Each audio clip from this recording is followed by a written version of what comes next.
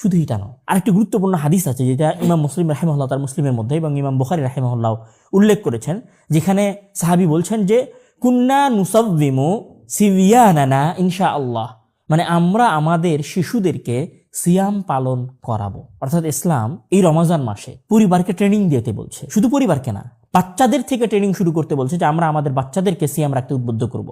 এবং শুধু সিয়াম রাখতে উদ্বুদ্ধ করবো তা না, আমাদের বাচ্চারা রাত্রে সিয়াম, দিনে সিয়াম পালন করবে, আর যখন রাত হবে রাসূল সাল্লাল্লাহু আলাইহি ওয়াসাল্লাম তখন পরিবারকে উঠাতেন। তাহলে আমরা আমাদের পরিবারকে উঠাবো। পরিবার মানে কি আপনার স্ত্রী, পরিবার মানে কি আপনার সন্তান সন্ততি, সবাইকে আপনি উঠাবেন রাতের নফল সালাত আদায় করার জন্য। সুতরাং এই রমজান মাস শুধু সিয়াম পালনের জন্য নয়। এই রমজান মাসে এটা নয় যে আমি সাহারি করলাম, ইফতার করলাম, এটা দিয়ে রমজান মাস শেষ হয়ে যায় নাই।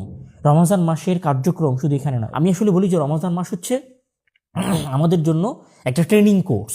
রমজান মাস আমাদের জন্য একটা প্রশিক্ষণ কেন্দ্র, যেই প্রশিক্ষণ কেন্দ্র আমাদেরকে শেখায় যে আমরা সারা বছর কিভাবে চলাফেরা করব, আমরা আমাদের পরিবারকে কি দেব। তো এই রমজান মাস আমাদেরকে শিখিয়েছে যে শুধু নিজে পরিবর্তন হলে হবে না, বরং পরিবারকে সাথে নিয়ে পরিবর্তন হতে হবে। আপনার সন্তান, ছোট বাচ্চা, সিবিয়ান আরবিতে বলা হয় ছোট বাচ্চা, আপনার ছোট বাচ্চাকে সিয়াম পালন করাতে হবে এবং পুরো পরিবারকে নফল সালাতের প্রতি উৎসাহিত করতে হবে। তাহলে নফল সালাতের প্রতি যদি উৎসাহিত করা বাধ্যতামূলক হয় বা রাসূল সাল্লাল্লাহু আলাইহি ওয়াসাল্লাম করে থাকেন, তাহলে আমাদেরকে ফরজ সালাতের প্রতি